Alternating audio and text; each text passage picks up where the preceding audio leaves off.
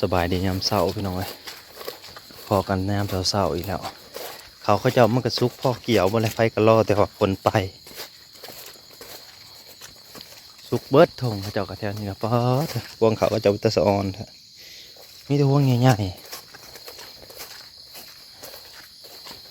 ให้กันมากู้เบ็ดอีกเลยพี่น้องเลยตื่นเช้าเลยกับม้าแล้วขึ้นนี่เด็กดื่นดื่นมือนะน้ำลดหรือน้ำขึ้น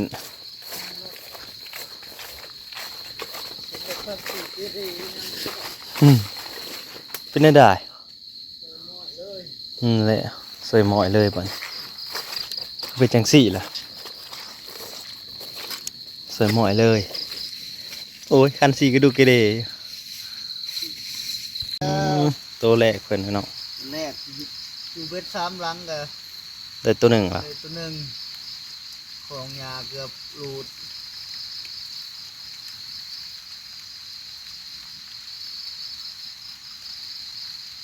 เมื่อคืนนี้มาแล้วยามน้ำมันขึ้นเลยน้ำยับขึ้นมาอีกตื่นมาเป็นยามน้ำมันยับลงอีกแล้วยับลงน้อยหนึ่งยับลงโบราณเนี่ยมาคือวุ่นอยู่ยันไปเลยเด้นิ่งเลยนิ่งเกินนี่เนาะตัวแรกตัวแรก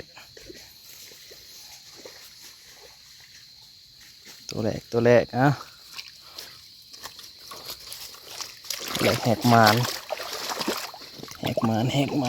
ตัวนี้หลอน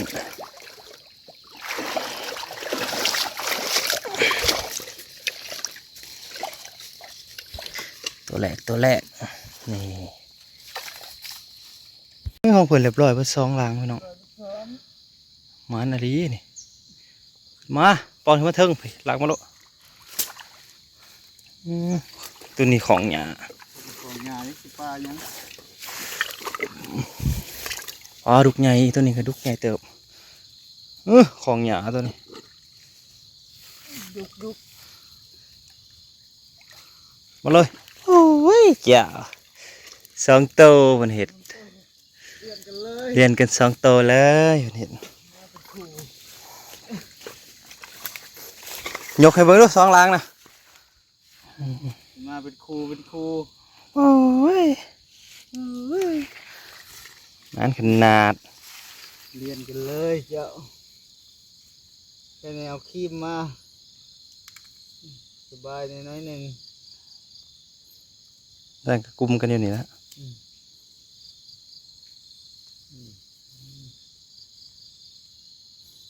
ได้3แล้วเพื่อน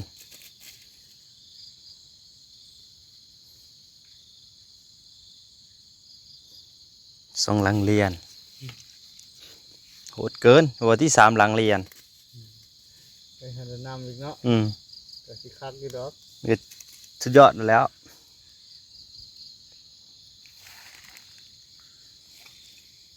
ดุกไปน้องเลยมีแต่ตัวพอดีปีกเลยมันยำนี่ปลาดุกมันเหลืองเหอะ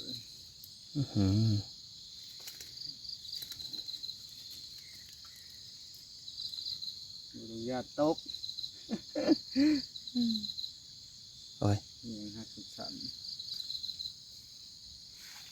ปล่อยเก็บไป3 แต้มอีกแล้วเพิ่นได้แต้มที่4อองเกือบไปมันเกิน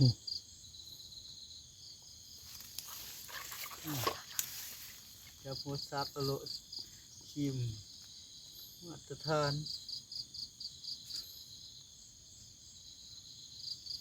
บอกว่าไงปลาดุก4 แล้วนี่ฮะก็ได้1ก็ได้4ปลาเรื่อยๆ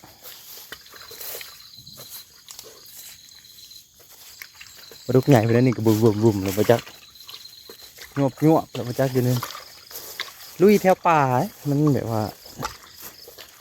หมุนลงไปใส่แทนมันเป็นคลื่นก็ขีดในจักน้อยอยู่แล้วเอามาซองไข่ไหนซองมันก่อนมันเป็นเรียบร้อยแล้วบ่ถืออะไรเนาะเป็นตัวที่หา โอ้ขึ้นมาอีกแล้วตัวที่หามันว่าที่ดีแห้งแท้ ตัวที่หา ที่จะรุ่นเดียวกันเลยเนาะ รุ่นเดียวกันเบิดเบิ้งเขาคือล้างได้ก็คือใส่หม้อไอ้ท่ามิดกริบเงียบกริบ เงียบถึกแล้วพี่น้องถึกแล้วถึกแล้วถึกแล้วถึกแล้ว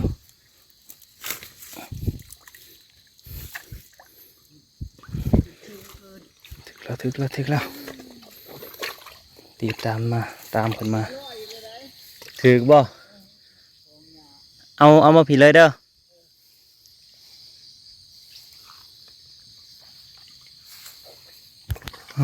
แล้วพี่น้องโอ้หงเปินกระถือรุ่นเดียวกันเลย มันจะเอาใหญ่กลัวา มีตัวน้อยหนึ่ง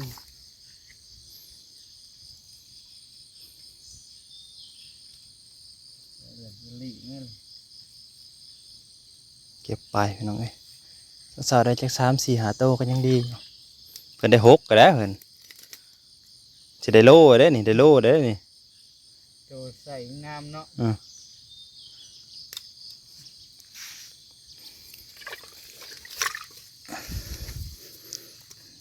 นี่เงานี่ยันตีเงียงอ่ะปลาดุกยันตีเงียงอย่างเดียวกันประคอไปยังระบบญาติปลาดุกอย่าได้เจ็บแต่แท้ เก็บไปเรื่องวัดเมื่อ ครับถือกี่แล้วของเพิ่น แล้ว ตัวที่6เพิ่นน่ะหมาหนาลีมือนี่ย่อมหับเลยสุดยอด จะใส่เดียวเลย หลุดนี่เลยพอดีปีงมันหลุดนี่ฝนมาอีกแล้วฝนนี่กระโพดกระโพมาอีกแล้วมา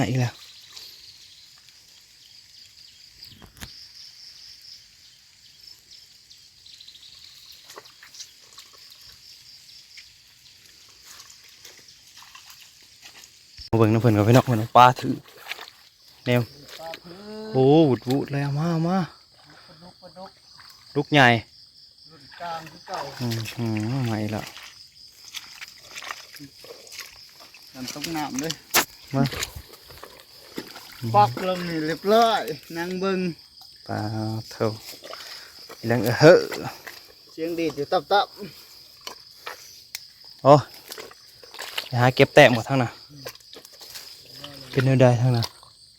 เงียบกริบแท้ก็ถิ่มห่างอะไรรอบหนึงเปิดถอยหลังนะก็เห็น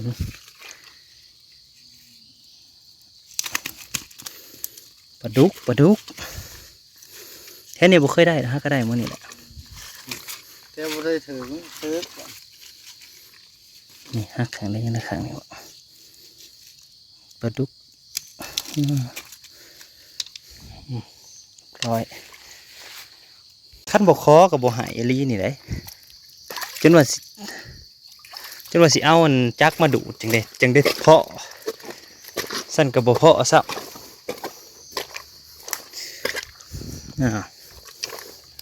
ทางในเป็นได้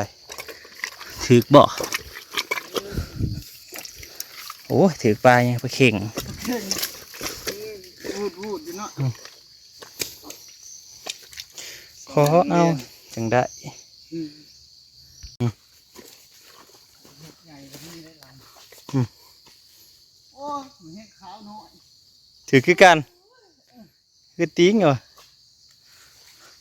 สลามขาว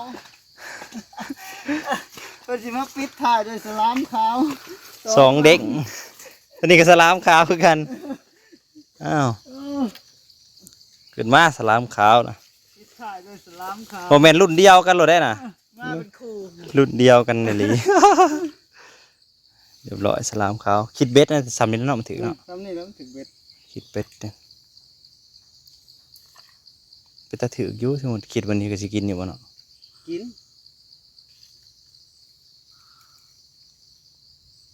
แกงลูกหมูน้ำชิมรุ่นมาถือกับของ อืมไป ปิดฤดูกาลฉลองกันเบียร์หนึ่ง อยู่อันนี้ว่าเป็นถือป้าอย่างถึงสลามขาว ปิดฤดูกาลปิดเท่านี้ฉลองเบียร์1ป๋อง ล่างขลัง ล้างขลัง เบียร์ เมื่อยหลายเลย เมื่อยเพียพากันมาเมื่อยแห้งเพียปิดฤดูกาลไม่ต้องทีมงานหมักใส่เบ็ดจบเบ็ดเหงื่อจมนี่คือสิจบเลยเรื่องเลือดแต่เหงื่อลอยเด้อกันหัวลมออกเหงื่อลอยออกงานอีกเหงื่อลอยคือใส่เขียดแตกเบ็ดปลาคอปลาช่อน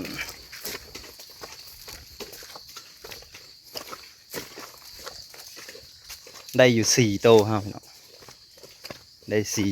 4แต่มันตื่นอุ้ยแห้งอะลิ คอ โอ้ยก็ขอตัวที่มันเอาเข่าไปนั่นแหล้วโอ้ยแม่น่ะลิ คอ พอขอตัวนั้นน่ะลิ เสร็จเรียบร้อย ตัวเนื้อเฮียนเมื่อคืนนี่มันเข่ามาเล่นแน่นี่นะ เอามาเล่นปลาดินเรียกว่าปลาตะเพียนใหญ่ เห็นอยู่มันมาเล่นนั่นเอา100%ตัวนั้นอยู่แล้วข่อยจื้อได้ซ้ำนี้เลาะไปเลาะมาอยู่ ลงมาอดใจบ่ไหว กิน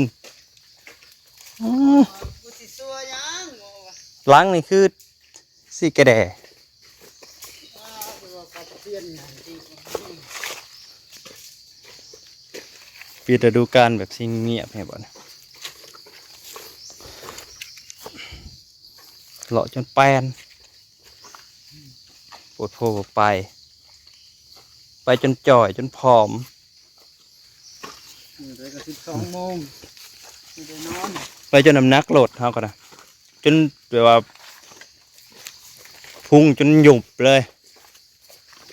มันได้ออกกำลังกายบนทุกส่วนที่ปีนหวย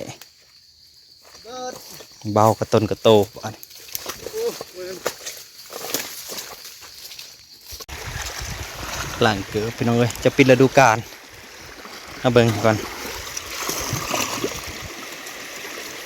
โอ้เป็นได้เป็นโลผมได้นี่ มันจะปลาดุก เป็นว่าสิปล่อยออกอยู่ได้นี่ตัวหนึ่งของเพิ่นของห้ายันบ่ได้โลดอกได้อยู่ประมาณ7-8 ขีดวันคืนนี้ได้9วันนี้มาเลยโอ้ยลืมล้างไงเด้นะนี่ได้อยู่เด้เอาได้4 ปล่อยออกก็ได้ซื้อขนมให้ลูก อะไรเขาได้ปลาเค็งใหญ่ไหมใส่ อ้าวก็ถึงได้หันเด้บ่เข็งใหญ่เดี๋ยวเขาบอกนี่ ปูเมนเลย ไปใช้สิบ่แม่น เขาก็ได้ช่องโต๊ะใช่ ได้บ่เข็ง2โต เออ อยู่ลุมนั่นบ่เข็งใหญ่นั่น เออได้ปลาเค็งใหญ่ตัวหนึ่งเนาะจบฤดูกาลที่ว่าของมีของในของมีปลาเมื่ออยู่ก็โอเคคืนนี้ได้9ปลาดุกมาใส่13 ตัว 3โตก็มี10อยู่ได้โลเลยผมขอได้10ให้บ่เพิ่น ได้10บ่ ปลาดุกนี่ เมื่อพี่น้องเลยพบกันใหม่ขอบคุณหลายที่เข้ามารับชมบรรยากาศตอนเช้า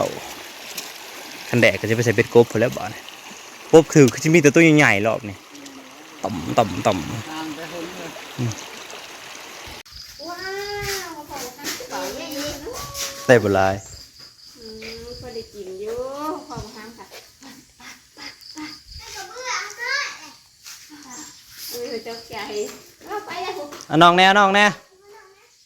เกือบกับบัวชาย เออใช้ให้กระตือนอนบ่รู้ไงได้อยู่ดิ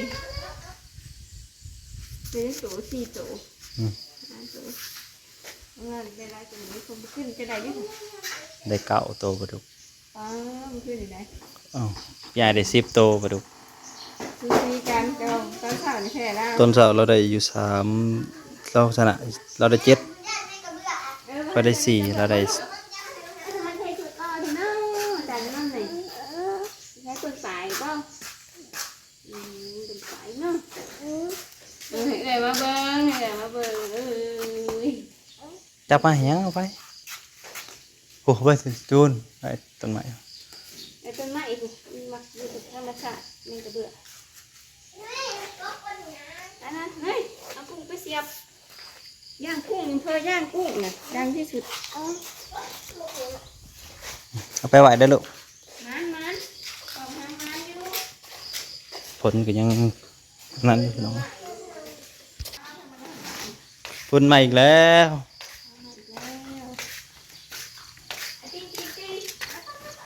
พอกันใหม่พี่น้องเลยขอบคุณหลายที่มารับชม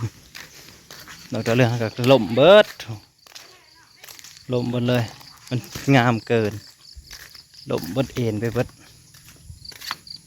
ก็ได้ใส่ดอกมันอยู่